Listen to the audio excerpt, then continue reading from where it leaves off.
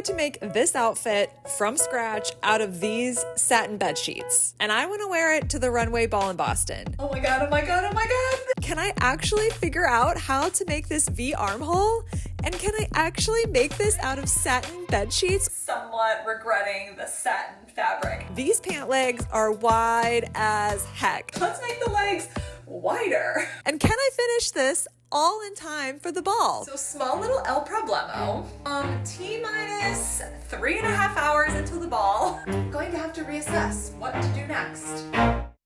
So I was in a thrift store and I saw these red satin sheets and I was like, who buys satin sheets, let alone red satin sheets? I leave them there and then like a day goes by and I'm like, you know, I should really go buy those red satin sheets and make something out of them. But by the time I got back to the store, they were already gone. And by this point in time, I had already found this. So I just went and bought the sheets off of Amazon, which defeats the purpose of buying them thrifted, but that was just what I had to work with. But to talk about this for a second, I have no idea how I'm going to construct this. Like, these pant legs are so wide. Like, gosh darn, look at the size of that thing. Yeah, we have to make those really wide. And also this dart, like, this is a very like angled side and the dart is even more angled. It's angled downward and I plain and simple don't know how to do that.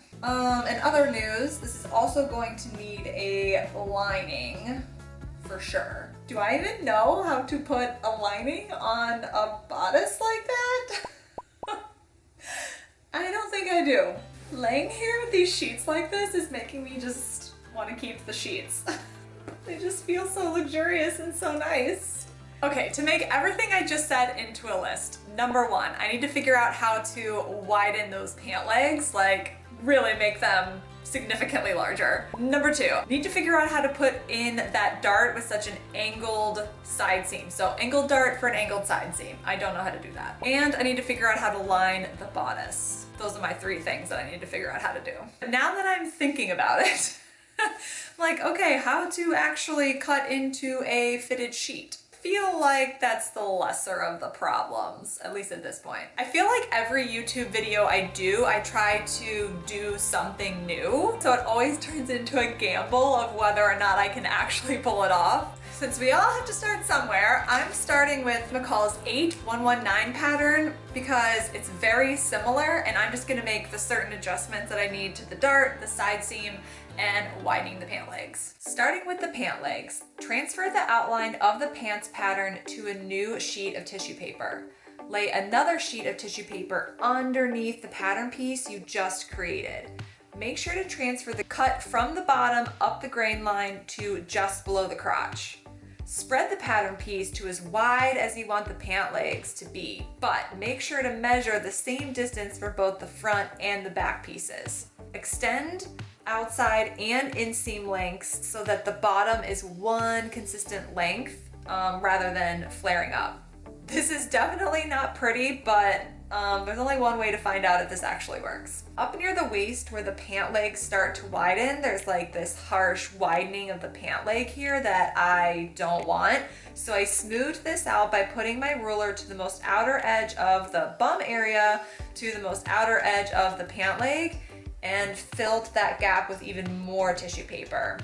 And then you have two extremely large pattern pieces. I really don't know how this is going to look. I'm gonna trial it first on another pair of bed sheets. I just said a couple prayers that of my new pattern adjustments that I just made, that the length on the inseam and the outer seam is the same so that I can attach both the front and the back together. So I guess time will tell if I can actually sew them together and the seam lengths are the same. Like, I made sure that the width that I like opened up the pattern was the same, so hopefully that makes the lengths the same. I don't know.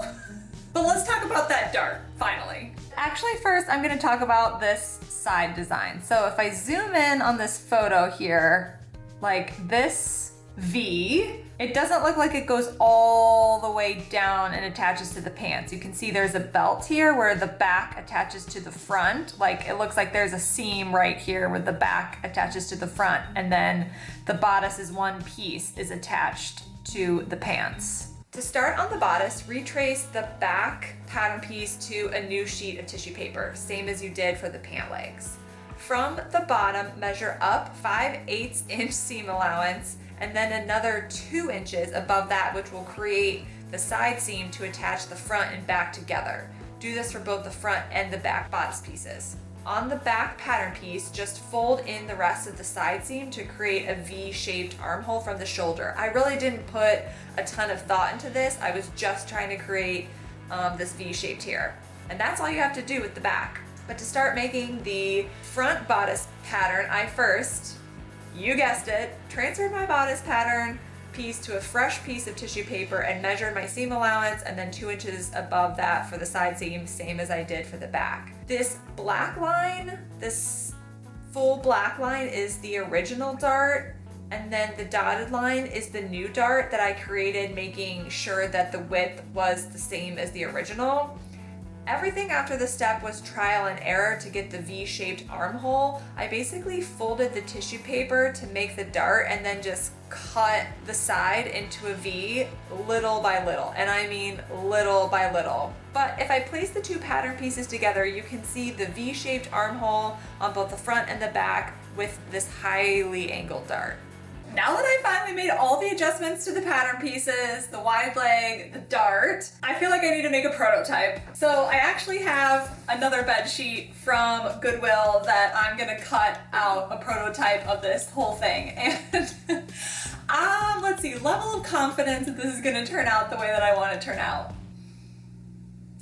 I'm like 70% confident, 70%, which, I don't know, maybe I'm feeling a little cocky. But I kind of feel good. I feel good about this. So I'm gonna make a prototype and then we'll see how it fits. Oh my god, oh my god, oh my god. The inseam is exactly the same length on both the front and the back. Yes!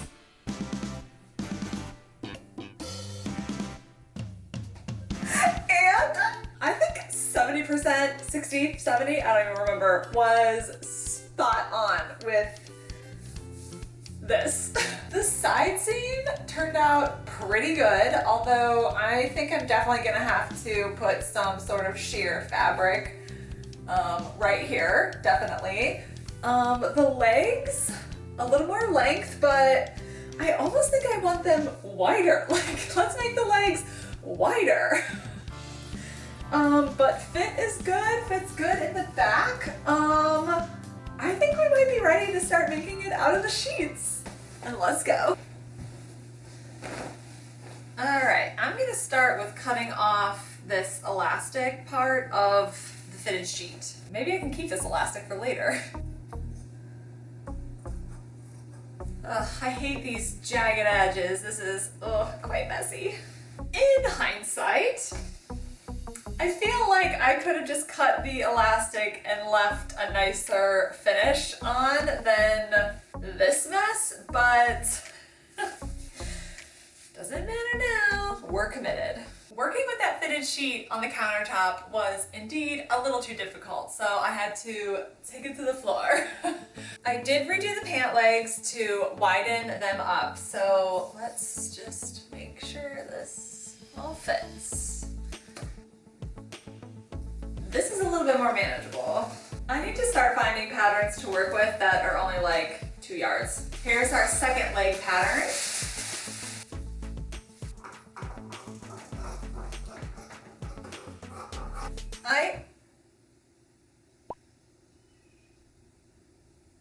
My god, there's like a cat screaming outside of my door. Anyway, I'm 2 seams in and am already somewhat regretting the satin fabric. And I feel like I've watched Project Runway enough times to know that satin fabric is kind of like the worst to work with, and I feel like I'm learning that now. I'm learning that now. But I've got the inseam in on my pants, and the crotch seam in on the pants. And now I'm gonna work on the outseam and get these pants finished up. And then go see what animal is screeching outside of my door.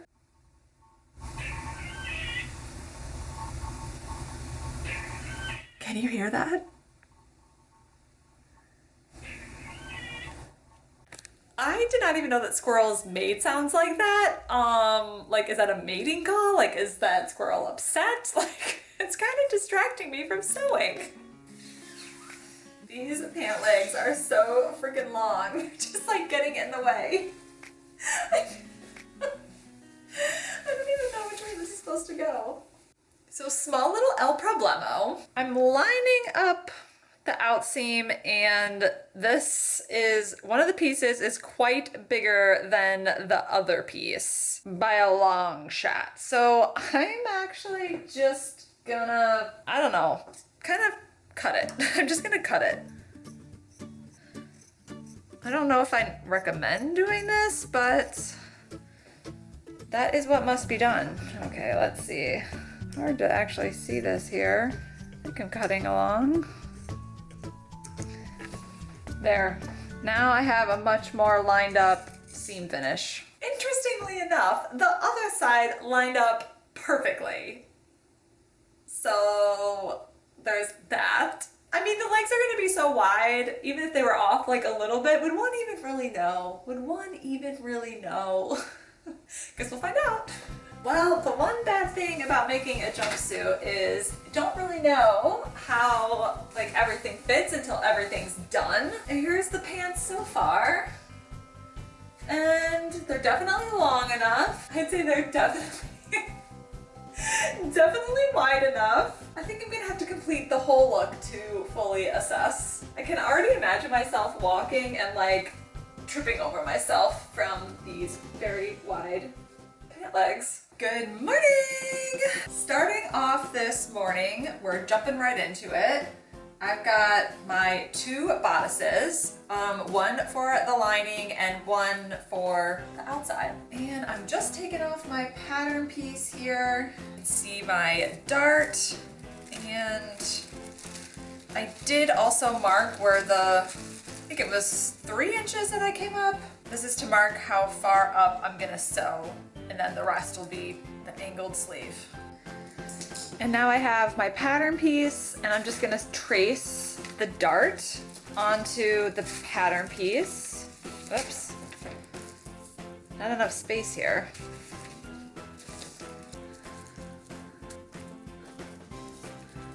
Did that transfer? No, not even a little bit. Okay. Maybe we'll try some blue, see if that works. Did that work? Okay, much better. I don't even know if you can see it. I can see it though. So I'm just gonna transfer this dart to the other side and on my second piece. I can't believe this just happened to me. Like, I'm mad. I'm mad. I'm very mad. So I'm just sitting here and I'm sewing in my darts. This is one of my bodices. I have the darts put in, and I don't know if you can tell, but I'm starting to get some pulling on the threads, and obviously it just doesn't look good. So I changed my needle, and then this is what happens. Look at how terrible that is. Like, something caught, I don't know what happened. It went through the entire length of the bodice, and that looks horrible. That looks horrible. This is such a bummer. Like, I changed the needle because I thought that maybe it was a dull needle that was causing that on the other one, but it just made it 10 times worse on this one. So I don't know. That is just really disappointing, but so I'm at the stage where I'm just attaching the shoulders to the front and back, front piece, back piece. Whew. And I'm a little resigned to the fact that I probably won't get to wear this to the ball.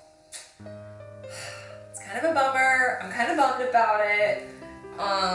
I just can't wear something that has those like threads coming out.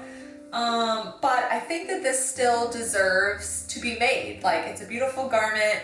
I'm gonna have to find different fabric, but I feel like it just deserves to be like followed through on. So that's what we're gonna do.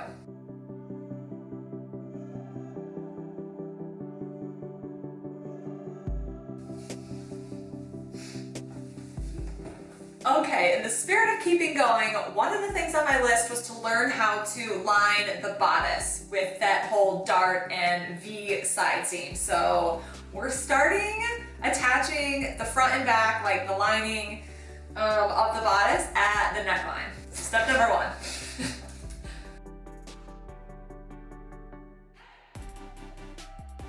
Anyone else put their pins in their mouth as they sew? Or is that just me? How many pins do you actually think I can fit in my mouth? That seems like a dangerous game to be playing.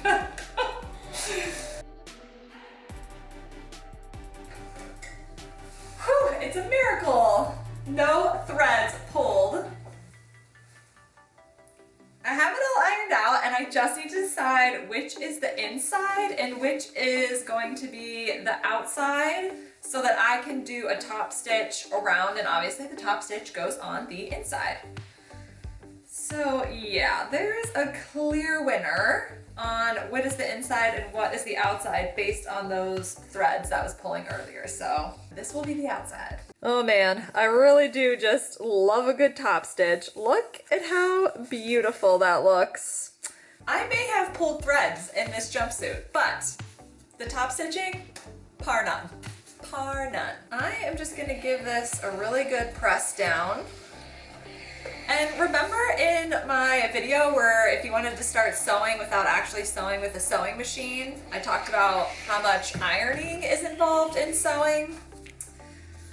Yeah, I was not lying about that. Okay, now I have to figure out, all right, so this is the armhole. I have to figure out how to attach the lining to the non-lining. I have to figure out how to attach the lining to the bodice and have it like all connect in some way. And I did this once with the other bedsheet version that I made, but I don't remember what I did. So I'm gonna have to like work with this. This is gonna get complicated real quick.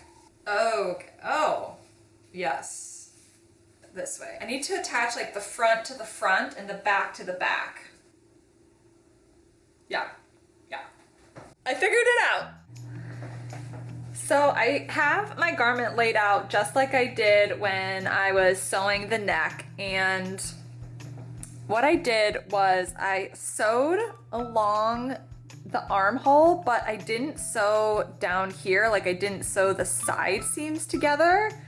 I left that open so I could actually flip it inside out. But I sewed all along here, and then how I'm going to flip it, watch this,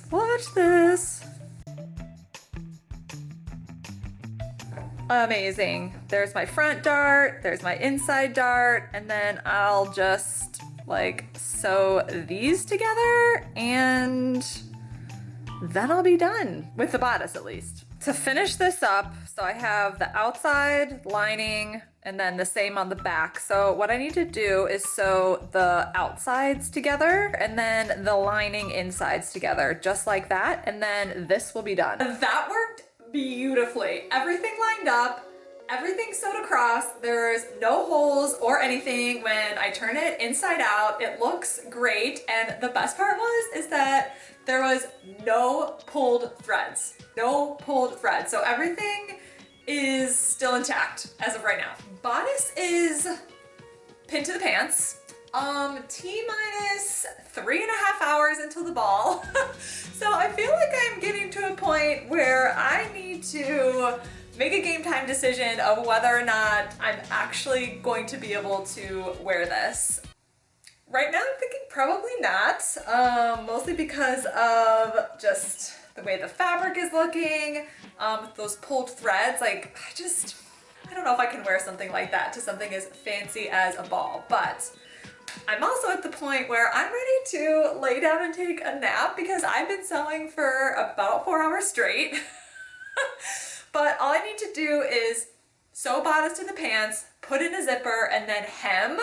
And that is if I'm wearing this tonight. So I better get cracking. Well, I think it's very clear that I cannot leave the house looking like this. It was a good attempt. I mean, I just think this is really the wrong fabric for something like that. So I'm not wearing this to the ball, unfortunately. Luckily, I have something else to wear, but do I try to make this in a thicker fabric? That is the question. I mean, I think I would like it if I could really make it work. Going to have to reassess what to do next, if anything. But I know for sure I will not be wearing this to the ball. But if you want to see if I do anything more with this, check out my Imagine Magazine newsletter. I email it out once a month, and it's about all the things that I make and how I make them, and it is really just a great addition to my YouTube channel. So sign up for that. There's a link in my About page, and stay tuned as to what the heck I do with this. Thanks for watching.